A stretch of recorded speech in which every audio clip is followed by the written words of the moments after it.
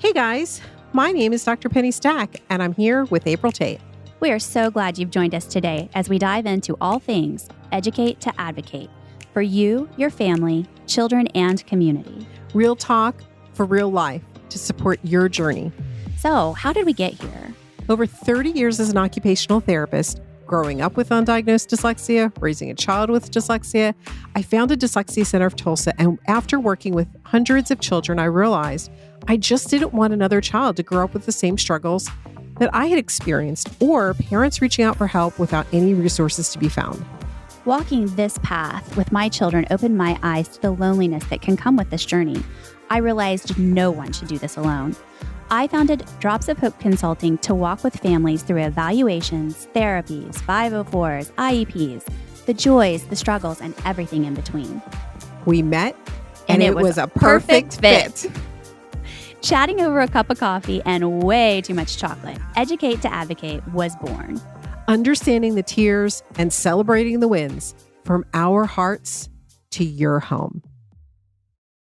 You want to go ahead and talk about our guests today? Yes, we are very excited to have Kristin Clouser with us. Thank you so much for your time and coming to our show today, Kristin. A little bit about Kristin. She is a nationally certified school psychologist who is passionate about helping all students thrive.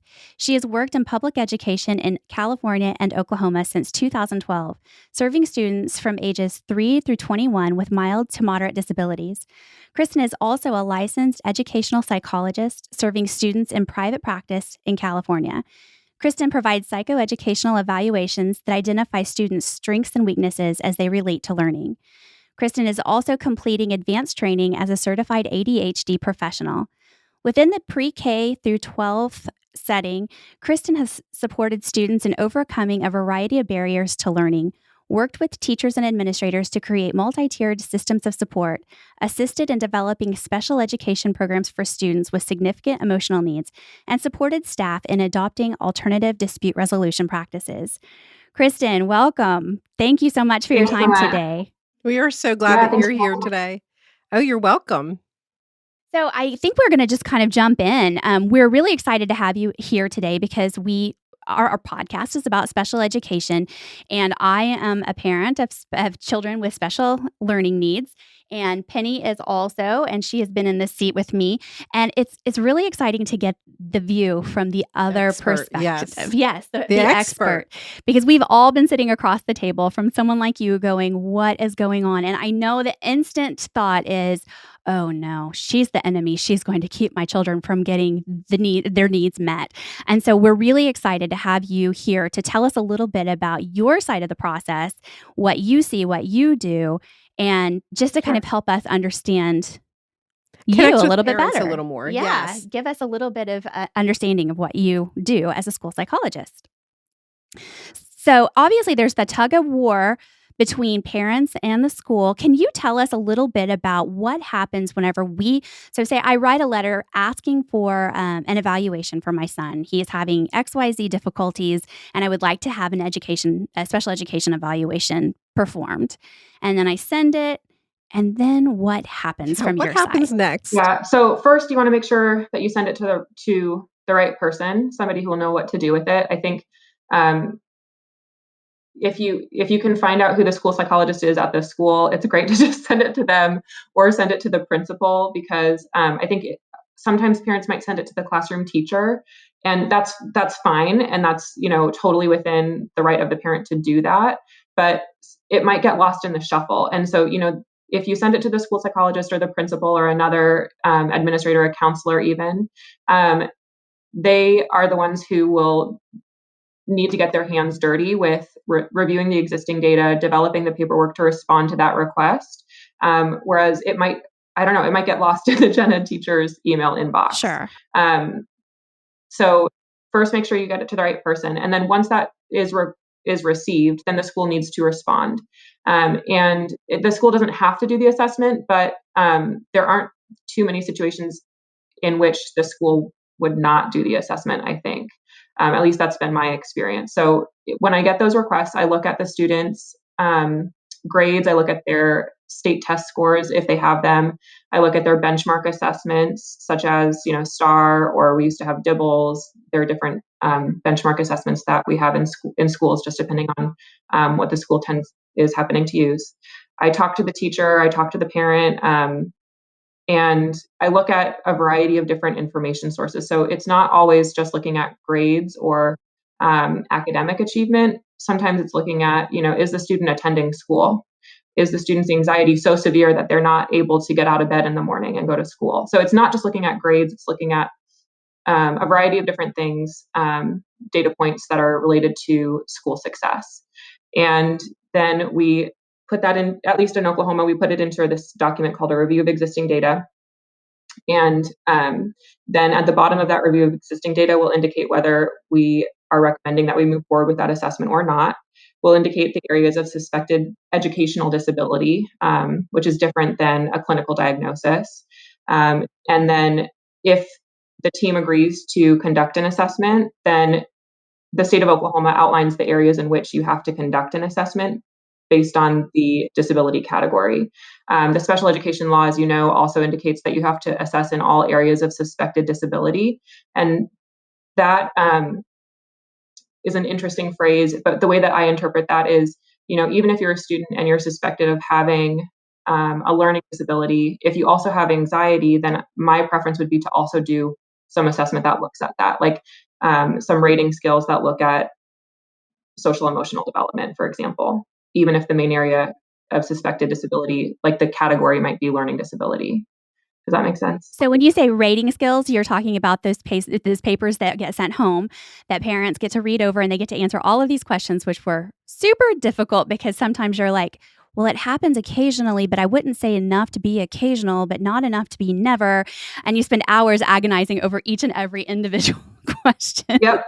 So those are going to be the rating scales. And those are typically filled out by parents, by teachers, by other people who interact with the student often. Yeah. Correct? Yeah. And the student themselves, if they're of the right age. Nice. When you mentioned that once the parents send the letter, then there is a response time from the school. Can you share what that response time is? How much time a parent can expect? I think so here we try to respond within 30 days. In California, we would respond within 15 days. Nice. Yeah, all of those different timelines fall differently for different states. I do know that. Interesting. So you mentioned something that when you were talking that you would do not necessarily a clinical diagnosis, but you put your information together. Can you explain to us what is different between what you're saying in your report and what a clinical diagnosis is? Yeah. So within the school setting, we use the special education law, IDEA, that outlines everything we do with respect to special education. So that moment that we suspect that a child has a disability, all the way through, the time that they graduate when they're, if they graduate from high school or if they age out at the age of 21. And in IDEA, there are 13 different eligibility categories, plus kind of the bonus category of developmental delay. And those are the categories that we're looking at when we're looking at whether a student needs an IEP or needs special education services. That's different, though, than the DSM or ICD codes for having a diagnosis of any sort. So, and it gets even more complicated. And I don't know the best way to really describe this, but let's say, for example, that a child has ADHD. That is a DSM-5 diagnosis. And when you say DSM-5, you're really speaking about a medical diagnosis, right? Yes. Mm-hmm. Okay, great. Okay. But let's say that a child has ADHD and it's really impacting their learning. Maybe they're really struggling to make friends. Maybe they're really struggling with behavior out on the playground or behavior in the classroom. Like, they're just not able to focus and start work or complete work. When we look at eligibility for an IEP, there's no category called ADHD, but ADHD falls under the category of other health impairment. So the criteria for other health impairment, and we can relate this back to ADHD, are that a student has a health condition, and it could be anything. It could be any health condition, like leukemia is listed in the law. ADHD is a health condition. anything that limits strength, vitality, or alertness. And in California, there's been a lot of good trainings provided that kind of outline what that might look like in realistic terms. But ADHD is a really easy one to give some examples on. So for ADHD, students usually struggle with alertness, and it can include a heightened alertness to certain things in the environment, right? So if I have ADHD and I'm so distracted by the sound of that air conditioner that I cannot focus on what's happening in the classroom, and Penny, you know what I'm talking about as an OT. Absolutely. And if that's really impacting my educational success, then I might qualify for an IEP. But again, the school wouldn't put on that IEP, student is eligible under the category of ADHD. That would be under the umbrella of other health impairment. Perfect. So I have a question as a parent, as an advocate that works with families that have these evaluations done. Occasionally I run into the family that's really frustrated because the school is denying an evaluation. When would you deny an evaluation? I think that you would deny the evaluation if you did not suspect that the child was a child with an educational disability. Now, again, when you get that request for an assessment, you have to look at a variety of different factors and not just grades, right? So if a student is attending school on time all the time, if the student is never having to go down to the nurse because they're never having tummy issues, which is, something that we might see with a student with anxiety. If there are no indicators that the child has an educational disability, then you could deny the request. Now, That's really interesting. I have no idea. I'm sorry, go ahead. I have no idea how many times I've actually done that in, the years that I've practiced. I can't even remember a single time that I've denied a request. I see that often with the clients that we work with. A lot of times we can work with children who are gifted and their IQ is, significantly above average. They're AB students. They've never had any behavior problems at school, but yet at home they may be studying 2-3 hours a night every night, not just for the test the next day. And oftentimes they will not qualify for testing.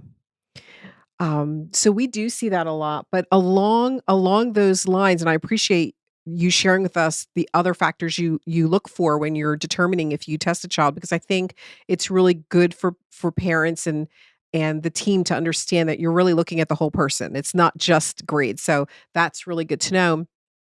When you do the testing with a child, how, I don't even know how to ask this question, but what is the indicator to bring in your allied health, your speech therapy, your PT, your OT? And I am biased. I will tell you that I'm an OT, and I really feel like OT is super underutilized in the schools, and we don't stand alone. We can't be seen alone, but I see a lot of kids who could benefit from OT, but because they haven't scored at a certain rate, they don't get referred to OT. So in your experience, can you help illuminate us like on the other side of that? Yeah.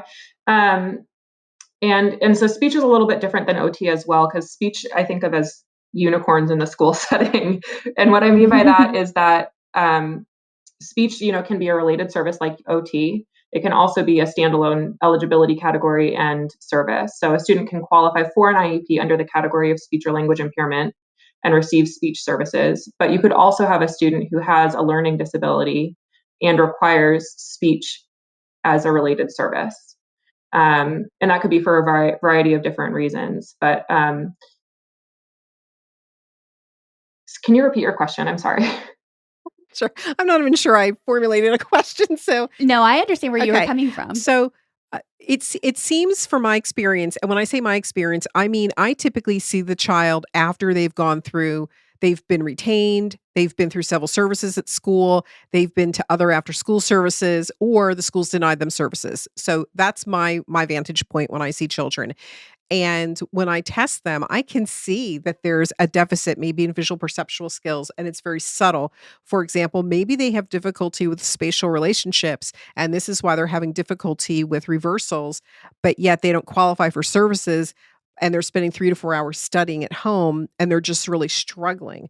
And so my question is, how is this determined when it is appropriate to bring an OT, because in my humble opinion, and I say It's humble not opinion enough. because I'm really like begging, like I'm shouting it from the rooftops. I think that OT should be invited to the conversation at the beginning of this process and not, oh, by the way, maybe we should ask OT.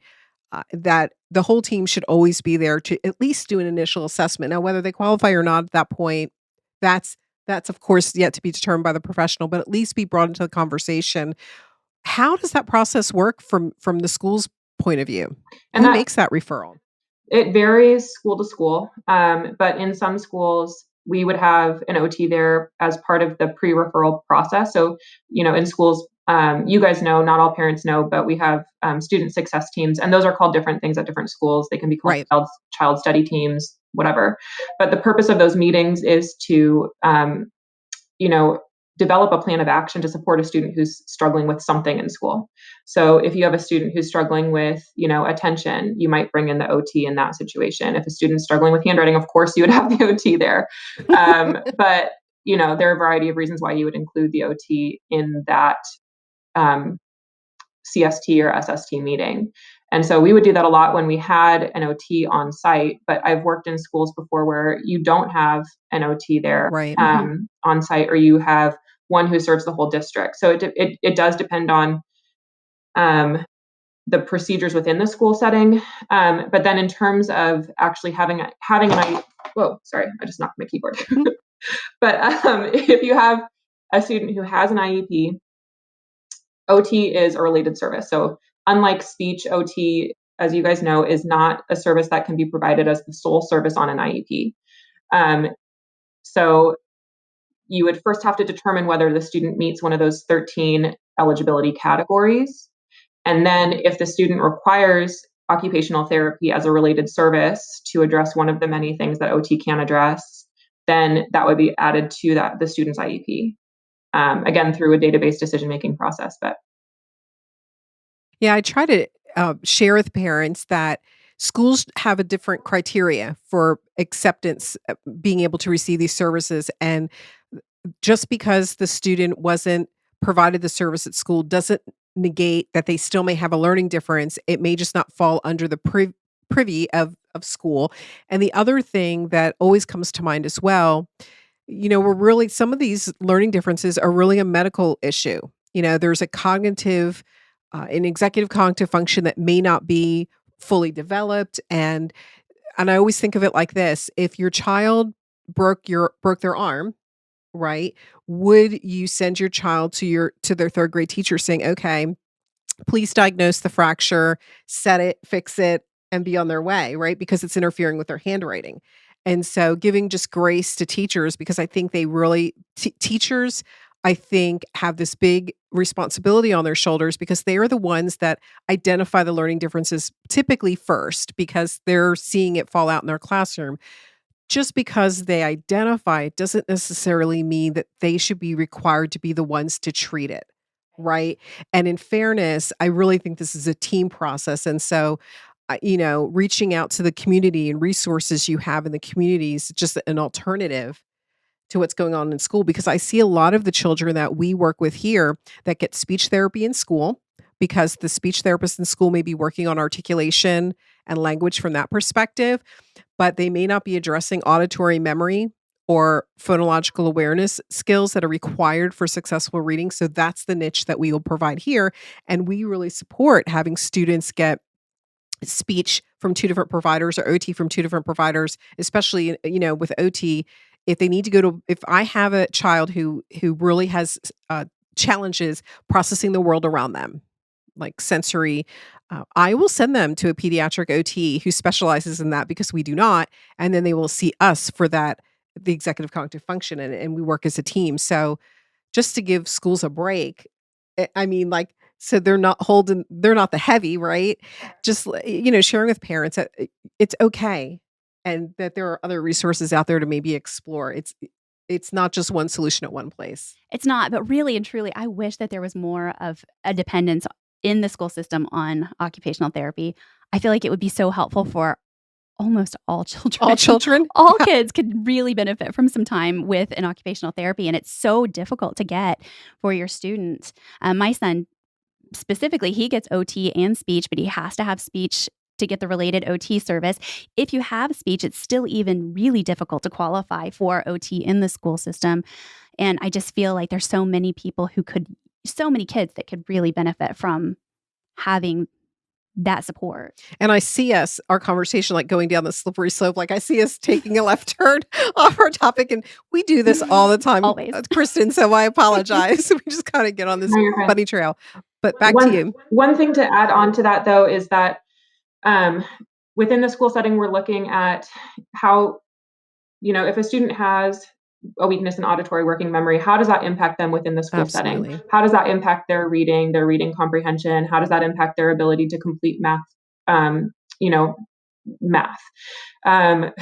And so I've had students who, might have a weakness in that cognitive ability, and they might receive specialized academic instruction, but they wouldn't necessarily receive, supports that they might receive. Like they've gone outside to get cogmed therapy or something like that, because that's not something that we would provide in the school setting, because we're not going to provide working memory training. We're going to address that weakness in terms of how it impacts their learning. And then there was another thing that was mentioned earlier that I kind of wanted to follow up on, which is, if you have a student whose cognitive ability is within the superior range and they may have a very significant and personal weakness in an academic area, but that academic skill still falls within the average range or within the high average range, they might not require specially designed instruction within the school setting to address that personal academic weakness. So that might be like another source of frustration for parents, because they're seeing that their child is so gifted in so many ways and is really struggling in so many ways, but doesn't necessarily meet the criteria for special education eligibility. And so I've seen that a lot.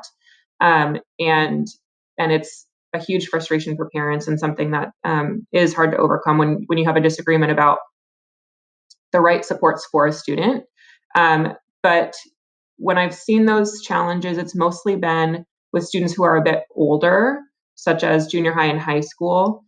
Because those students, the ones that I'm thinking of at least, have been able to cope with their difficulties for so long. And you probably know all about that, Penny, because I read a little bit about your background with your age of diagnosis for dyslexia.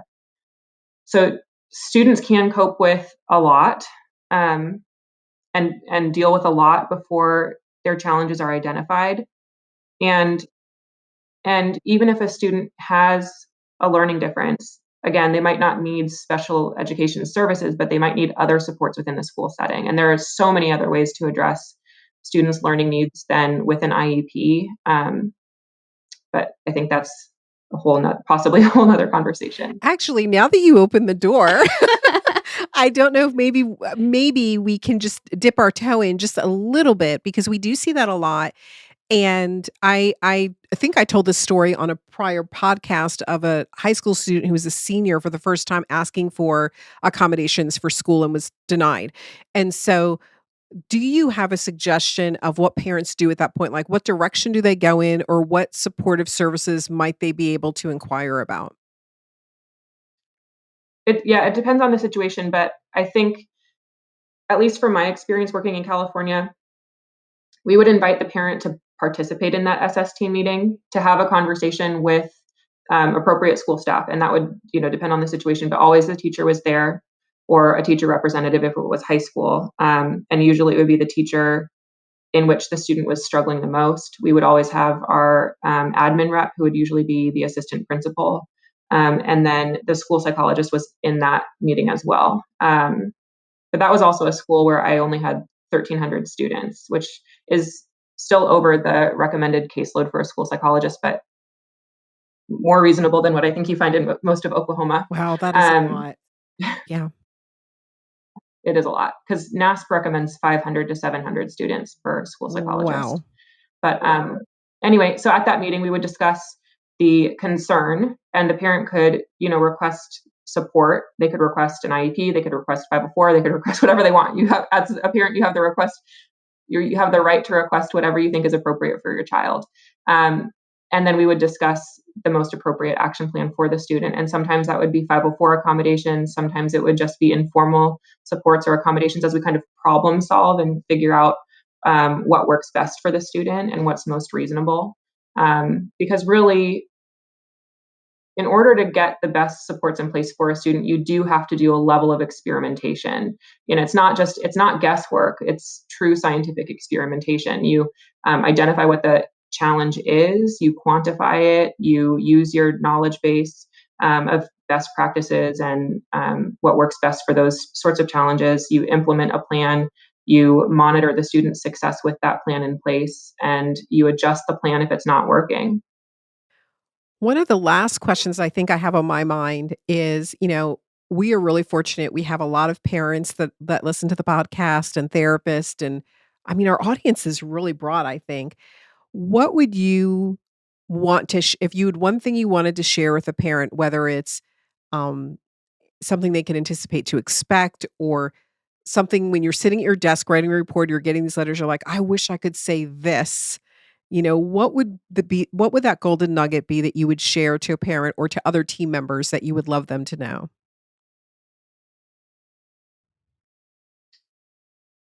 I That's don't have a good tricky. answer because normally I just say whatever's on my mind. But I guess what I would want them to know is that, like, if there is a challenge that they feel like they can't handle alone, or if there's a challenge that they're afraid to bring to the school staff, to try to find a way to discuss that anyway, because really everyone there at the IEP meeting is there to support the student. And I know that oftentimes parents who are hurt in some sort of way do not feel that. And I can see that on parents' faces, and I try to work things out, but ultimately we're all there for the student, um, and that's what everybody needs to keep in mind is just to be there to support the student and make sure that the student is successful. I totally agree. Yes, I'm glad you say that because you're right. A lot of times when parents go into those meetings, they're scared, they're hurt, and they're really worried about what the outcome is going to be. And just, to take a deep breath and remember we're all on the same team to take care of this one kiddo. Everybody's trying to help. It's always good to have that reminder that it's not, them against us. We're all on one big team trying to support this kid. How can a parent prepare for that type of meeting? So it's hard because I'm not a parent of a child with an IEP, but what I've done to help parents prepare for the meeting is to send them my report ahead of time when my districts have allowed me to do that. And that helps so much because the reports are so technical, and you have to write them in a way that's as friendly as possible for parents, but there are still standard scores, percentile ranks, Right. T-scores, scaled scores. And like most people do not have expertise in interpreting all of that. And so if you're a school psychologist and you're coming to a meeting, presenting that information and that language to a parent for the first time, and then you're going to tell them that their child does or does not have an educational disability, and it's just too much to process. So if you can give that to the parent ahead of time, if you can meet with the parent to review that report ahead of time, several days ahead of time is ideal. It goes a long way. It's not always possible. So for parents who are hearing me say this, just know that a lot of time the school psychologist is finishing their report 30 minutes before the meeting, because a lot of us work in schools where we just have too much on our plates to get that done well in advance. That was something that I would typically do when I had 500 students, and that included general education students. So Is it helpful if parents prepare ahead of time by maybe writing down some of their main concerns, maybe writing down some oh yeah, questions that have come up along the way? yeah, and usually the parent concerns are something that I would ask the parent about in the Gotcha. evaluation process. So I would know what those are, and it might be I know that my child needs support, but I'm actually afraid of them needing an IEP, because I have, some preconceived notions about what that means or what that means for my child's, future in school. So if you can, one of the things that I learned through, various ADR training that I've gone through is is to actively listen and try to identify what those concerns of the parent are.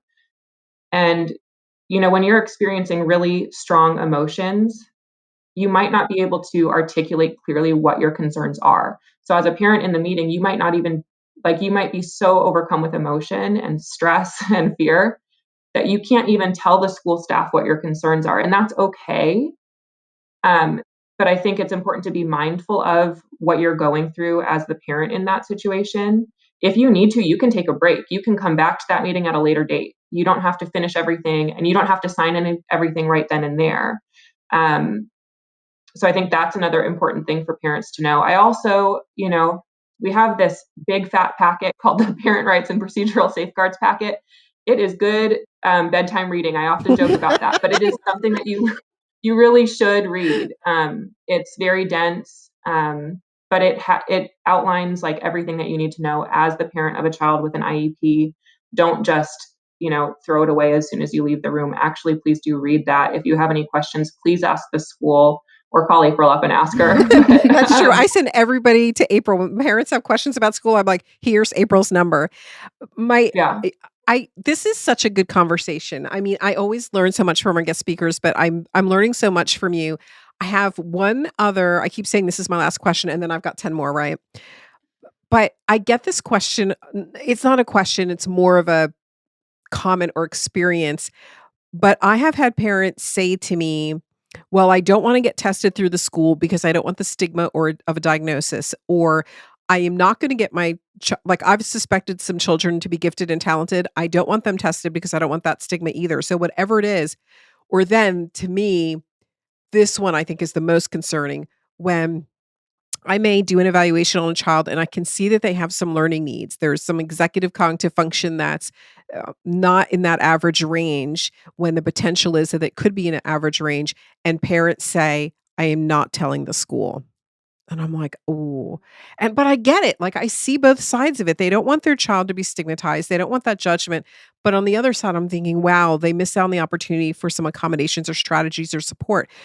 How do you answer that question from your vantage point? Or that it's not even a question, but what's your response to that? What's your response? Yes, that's better.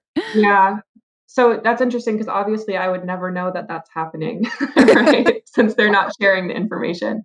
But what I would say is that good schools use MTSS, multi-tiered systems of support, and professional learning communities. Those are systems that are in place to support every single child in the school setting to achieve their potential. And basically what that looks like in practice is having different ways to monitor student progress and student success. So again, not just grades, not just those benchmark tests that we do 3 times a year, but looking at attendance, looking at social emotional needs, which you can quantify in different ways. And then the teachers know the children. So even if the teacher doesn't know that that child has had testing done that indicates that there's a processing weakness, the teacher knows that the child is struggling in school. And teachers advocate for their children's needs. They do. And if you have MTSS in place, then it's not just the teacher having to deal with it alone. They're not working in a silo. They're working with the entire staff to support the child's needs. So if a parent doesn't want to share information with the school, that's their right, but it's still the school's responsibility to support that child with the information that they have on hand.